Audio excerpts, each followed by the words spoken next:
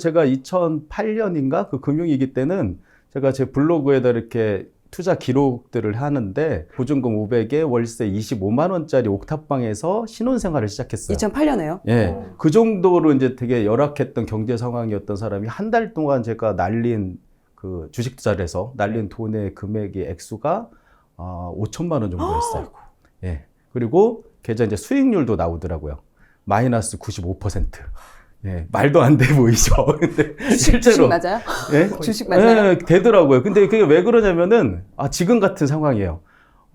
나 여기서 손절할래 하고 어제 같은 날 이제 폭락했을 때 손절을 딱 해놓고 네. 그냥 있으면은 마이너스 95까지는 안 가는데 오늘 같이 반등하잖아요. 그럼 내가 잘못 판단했나 하고 또 사요. 근데 월요일 정도에 또 폭락을 하면 하락하고. 내가 또 잘못 판단했거나 또 팔아요. 그럼 다음 날 또 올라요. 이게 이제 계속 반복하다 보면 제가 그 95%인 그 주식들도 지금 만약에 그대로 놔뒀으면 한 3, 4배 올라갔을 그런 주식들이에요. 그래서 이제 제가 말씀드리고 싶은 거는 시간을 무기로 해서 좀 기다리다 보시면은 부동산과 주식은 우상향하거든요. 역사가 지금 데이터가 말해주고 있으니까 맞아요. 너무 걱정하지 마시고 기다리시면 될 거라고 봅니다. 말씀하신 것처럼 딱 그렇게 제가 투자를 했던 것 같아요. 예. 오르면은 물타기 하는 것처럼 사고 예. 내리면은 또 불안해서 팔고 다 대기업 주식들만 투자했는데도 불구하고 예. 10년 동안의 수익률이 거의 0. 진짜? 반대로 하는 거죠. 내리면 싸니까 더 사고 올라갔을 때 팔아서 수익 실현하고 뭐 이래야 되는데 그쵸. 이제 반대로 움직이니까. 주식이 예전에 비해서 많이 싸진 거는 알겠는데 예. 이게 문제는 이제 더 떨어질까 봐. 만약에 지금 아는 동생이 저 예. 지금 1,000만 원 있는데요. 예. 이거 지금 주식 매수 할까요? 라고 하면 예. 어떤 말씀 해주실 것 같아요? 당연히 해야 되고 실제로 오늘 우리 셋째 아들이 8살인데 형이랑 누나랑 막 주식 투자 한다고 하니까 자기도 막 뭔지는 모르지만 하고 싶다라고 해서 그래 해라. 하기에는 되게 좋은 상황이라고 저는 이제 판단을 해가지고 오늘 이제 주식 투자를 처음 시작을 했거든요. 예, 그러니까 제 아들한테도 지금은 주식 투자하기 너무 좋은 상황이라고 얘기할 만큼 제가 볼 때는 되게 좋은 상황이라고 생각이 들고 그럼에도 불구하고 더 떨어지지 않을까라는 생각을 하는 분들은 방법이 되게 간단해요. 생각보다 분할 매수를 하면 되거든요. 역시. 예.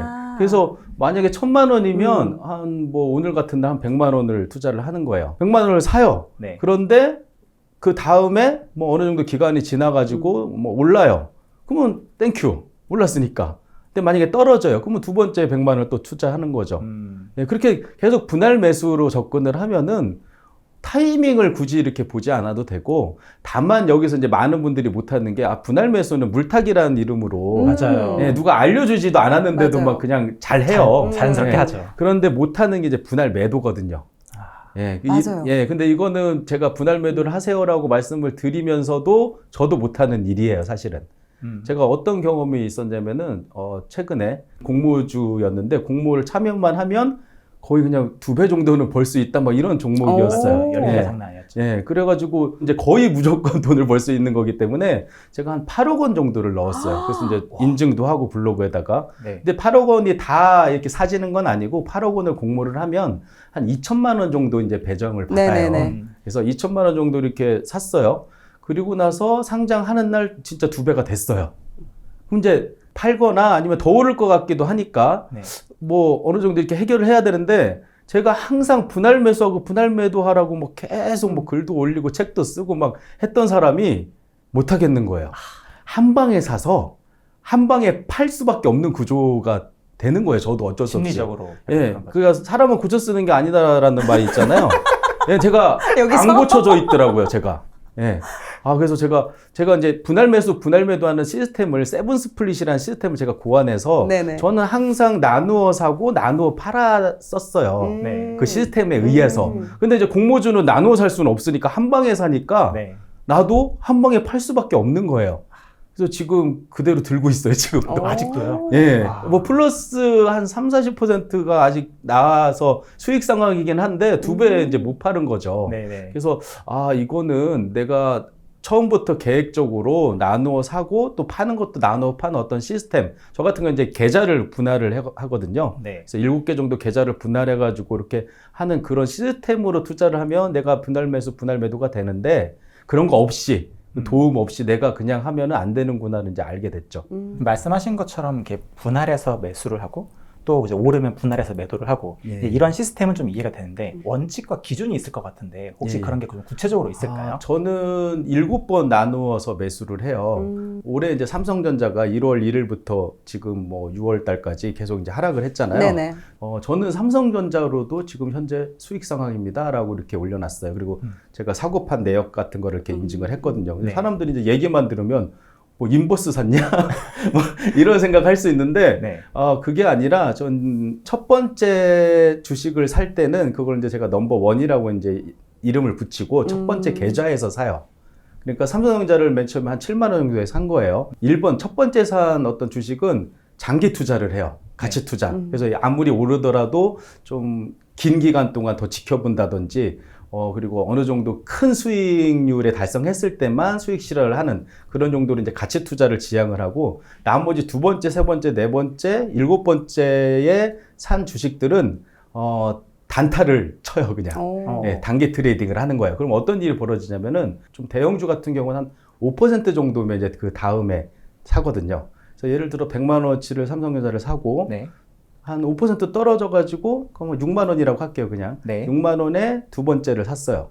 근데 또 떨어져요. 네. 그래서 5만 원이 돼서 세 번째를 샀어요. 네. 이렇게 계속 떨어질 때마다 분할 매수를 한 거죠. 그런데 보통 사람들이 팔 때는 한 계좌에서 사게 되면 이게 평단가라는 게 맞아요. 산출이 돼요. 네네. 그렇죠. 그래서 5만 원에서 세 번째 산 5만 원에서 5천 원만 올라도 사실은 세 번째 산 건 수익인데도 평단가인 6만 원 이상에서만 팔고 싶은 마음이 맞아. 근데 그렇게 기다리다 보면은 6만 원까지 안 가고 다시 5만 원 밑으로 또 떨어지는 맞아요. 경우가 많거든요. 맞아요. 근데 저는 올해 어떻게 투자를 했냐면 삼성전자를 5만 원에 샀는데 5천 원이 오르면 그건 수익 실현을 해버렸어요.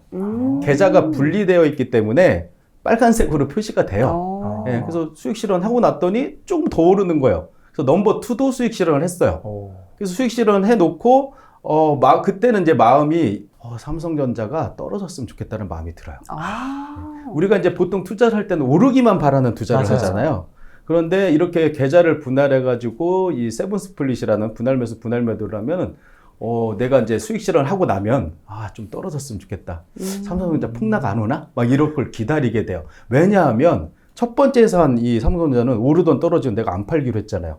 예, 한참 기다려야지 되잖아요. 네. 그래서 오르는 것도 별로 좋지도 않아요. 어떤 분이 이제 제가 이 얘기를 하면은 저는 주식을 샀는데 작가님 말씀처럼 분할 매수 하려고 했는데 계속 오르기만 해요. 막 이런 얘기를 해요. 그리고 제가 이런 얘기를 해줘요. 간절히 바라고 원하면 반드시 내려갑니다. 예, 주식은 이게 사면 내리게 돼 있어요. 언제까지 기본적으로. 오르지 않을 거야. 예, 주식이 그래프를 보시면은 계속 이렇게 떨어지는 게 아니라 잠깐 올라갔다 떨어졌다 올라갔다 떨어졌다 이렇게 해요. 그때마다 수익 실현을 해가는 거예요. 그래서 제가 또 넘버 2가 사고 넘버 3가 사고 넘버 4가 샀는데 또 다시 올라서 4 수익 실현하고 3 수익 실현하고 2 수익 실현하고 넘버 1은 약간 이제 집안의 가장 2, 3, 4 나머지 애들은 약간 이제 내조를 하는 그런 그 투자의 자아들이라고 보시면 돼요. 네. 그래서 넌 열심히 장기 투자해. 우리가 돈 열심히 벌어가지고 네가 잃은 것까지 다 보전해 줄게. 이런 마음으로 계속 수익 실현을 하다가 어느 순간 이 수익 실현한 금액이 첫 번째 계좌의 손실분을 이제 넘어설 때가 있어요. 그래서 이제 제가 그걸 인증을 한 거예요. 난 이미 넘어섰기 때문에 오히려 떨어지길 바라고 있다라고 이제 말씀을 드린 거예요. 근데 제가 간절히 바래서 그런지 떨어졌잖아요, 지금. 그래서 저 같은 경우에 그 공개 투자하고 있는 그 계좌에 삼성전자가 넘버 5까지 출동을 해 있는 상태예요. 네. 근데 오늘 좀 많이 올랐죠. 네. 맞아요. 예, 아마 제가 확인은 못 해봤지만 만약에 이제 빨간색으로 플러스 상태면 저는 수익 실현 또 할 거예요. 그리고 나서 넘버 5의 입장에서 볼 때 다시 떨어지면 좋겠다라는 생각을 할 거예요. 그러니까 뭐 오르기만 바라는데 안 오르면 마음이 불편하고 힘들잖아요. 네. 근데 저는 이제 분할 매수 분할 매도를 하다 보니까 네. 떨어지기를 바라기도 하는 그런 투자를 하거든요. 그래서 항상 마음 편하게 할 수 있는 거죠. 왜 우리나라 주식시장에 대해서 뭐 박스피라고 그렇죠. 얘기하잖아요. 예. 특정 그 구간에서 계속 이제 왔다 갔다. 오르락내락 하니까 예. 거기서 분할 매수 분할 매도 전략을 쓰니까 예. 이제 이런 식으로 하면 이제 되는 거죠. 저는 근데 이걸 반대로 내리면 팔고 오르면 사고 말 하니까 반대로 손실을 봤던 거죠. 장기 투자와 단기 트레이딩을 병행하세요라는 말씀을 많이 드려요. 근데 왜냐하면은 보통 분들이 이제 장기 투자가 쉬운 줄 알아요.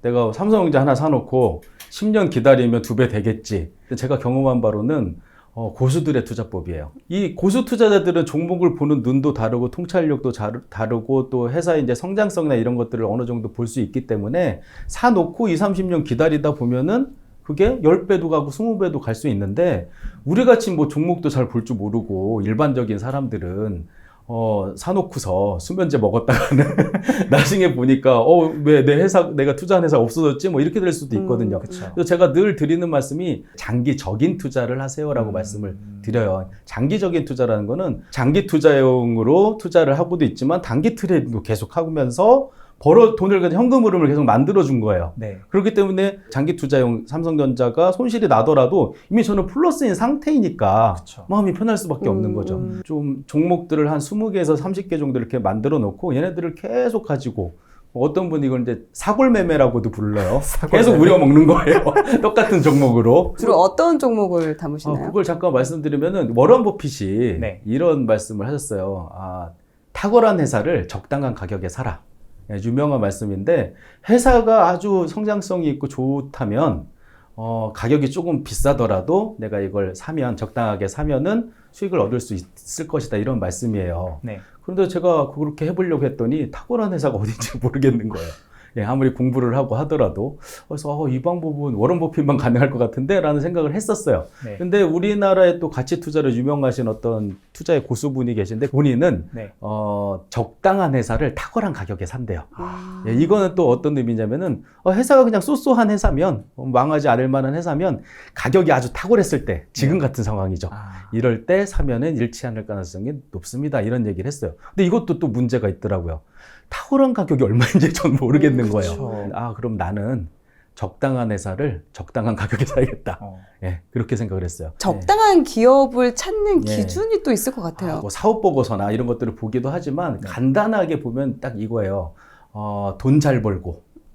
돈 잘 버는 걸 어떻게 하느냐. 그냥 재무제표 보면 영업이익, 매출, 이익 이런 것들이 증가하고 있는지 보면 돼요. 그리고 두 번째가 빚 적고 현금 많은 이라고 해요. 이거는 이제 부채 비율이나 유동 비율 같은 거 보면은 네. 뭐 회사가 현금이 많으면 위기 상황에서 매출이 안 나오더라도 그 돈으로 뭐 신사업도 할 수 있고 뭐 여러 가지 할 수 있을 거 아니에요. 네. 그래서 그런 회사 중에 세 번째 기준은 배당 잘 주는 회사.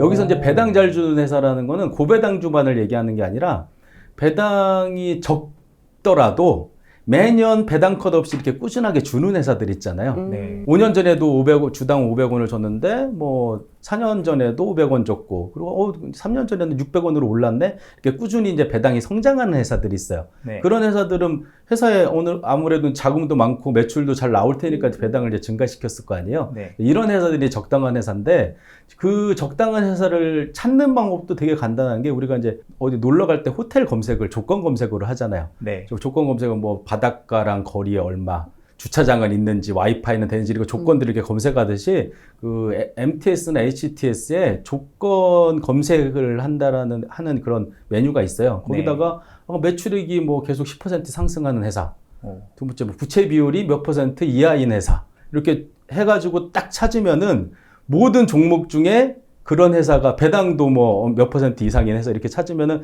쫙 나와요. 근데 되게 신기한 게 네. 그렇게 해서 제가 한 20개 정도를 골라가지고 공개 투자를 했는데 네. 그 20개 종목이 저는 이제 다 공개할 수 있죠. 그 회사들이 신기하게 우리가 다 아는 회사들이 나와요. 삼성전자, 현대차, LG 막 이런 회사들 있잖아요. 그러니까 우리가 그냥 은연중에 저 회사는 뭐 투자해도 안 망할 것 같은데 라고 생각하는 적당한 회사들이 다 그런 조건에 부합이 되는 거예요. 돈 잘 벌고 빚 적고 현금 많고 배당 잘 주는 회사들. 네. 그래서 뭐 저는 이제 그런 회사를 대상으로 투자를 하는데 좀 특별하게 분할 매수 분할 매도로 하니까 지금 뭐 마음 편하게 뭐 올라도 좋고 내려도 뭐 기회로 삼고 뭐 이런 것들이 가능한 거거든요.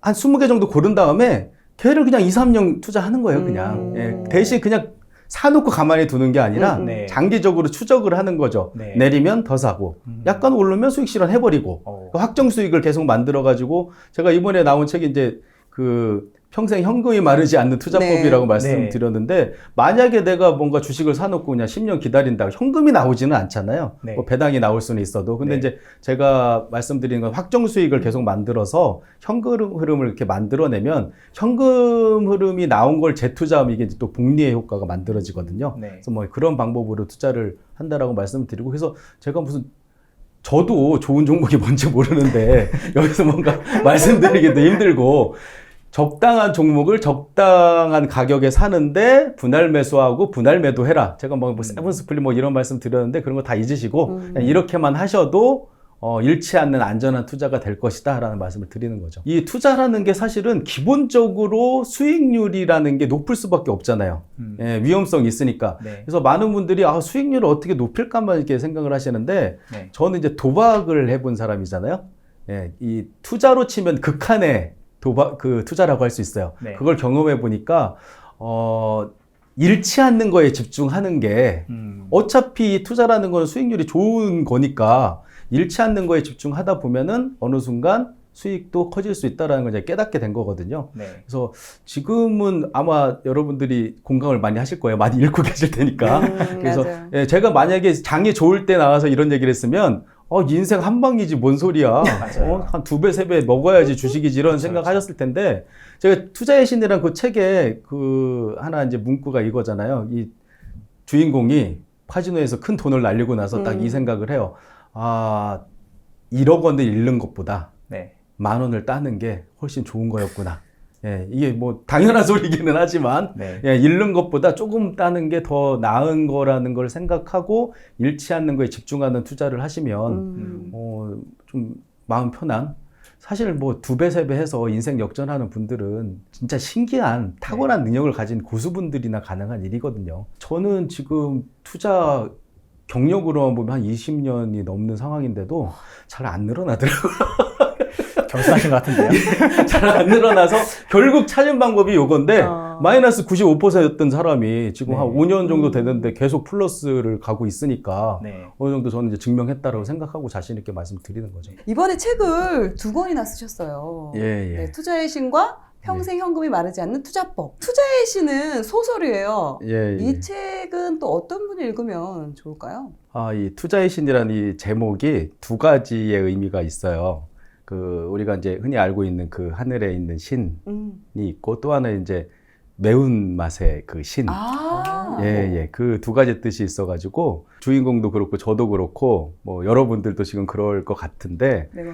투자의 이 달콤함을 얻기 위해서 이렇게 노력을 했지만 네. 투자의 이제 매운맛을 보게 되는 그런 경우가 많잖아요. 그쵸. 요즘 또 주식 투자하시는 분들은 그런 매운맛을 톡톡히 보고 계실 텐데 맞아요. 그걸 이제 극복해내는 과정에 관한 얘기이고 읽다 보시면은 이 투자의 메커니즘 좀 이해하실 수 있는데 맞아요. 제 경험을 좀 녹여가지고 극적으로 이제 구성한 그런 소설이다라고 보시면 될 것 같아요.